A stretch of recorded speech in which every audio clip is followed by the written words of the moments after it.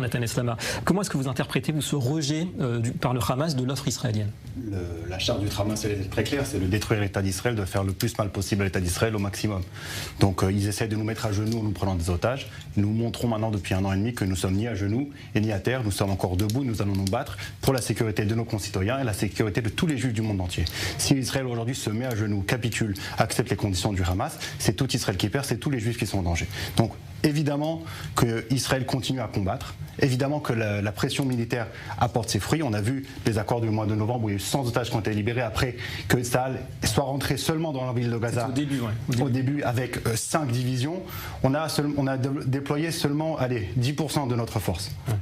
Il faut faire comme en fait, c'est comme une main qui est sur la gorge de notre ennemi, avec 5 doigts. Le premier doigt, c'est la pression militaire. Le deuxième, c'est la pression internationale, comme l'a dit Marilyn. Plus de boucliers humains pour le Hamas, on fait sortir la population civile de Gaza, il n'y a plus de boucliers humains, il n'y a plus rien qui pourrait les protéger, entre guillemets, dans le pan de Gaza. On arrête les financements, on arrête l'aide alimentaire. Le Hamas est enrichi de milliards de dollars grâce à cette aide alimentaire.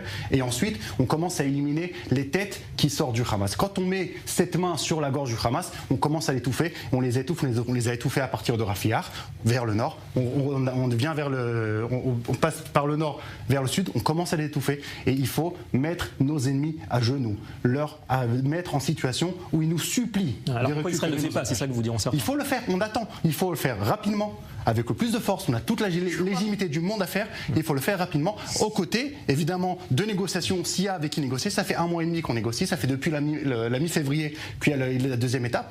Les négociations ne mènent à rien, il faut maintenant agir. Ouais. Vous réagirez dans un instant. Juste, vous savez pourquoi il n'y a pas d'élection à l'autorité palestinienne en Judée-Samarie?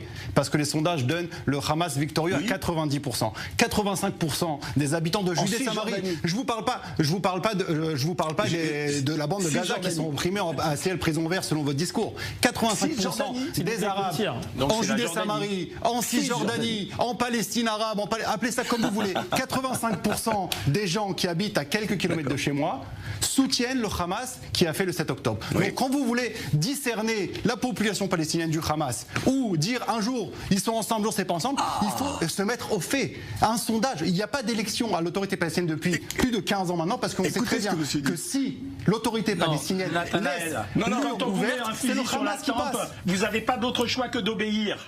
Ouais. Bon, quand on vous met un fusil sur la tempe, vous n'avez pas d'autre choix que d'obéir. Quand la force, elle est représentée par le Hamas, une population civile qui est désarmée, qui est faible, qui a pas peu à manger, et ben elle est contente de trouver le Hamas. Donc ils votent à 85% l'autorité palestinienne, parce que sinon on les tue. Voilà la réalité. Attendez, M. Cohen, laissez-moi une fois. Il y a en Judée-Samarie, l'autorité palestinienne, il y a l'autorité palestinienne, des hommes armés avec des drapeaux palestiniens qui sont sous le commandement de Mahmoud Abbas, qui sont sous le commandement de l'autorité palestinienne que vous voulez mettre à Gaza après qu'on ait libéré nos otages.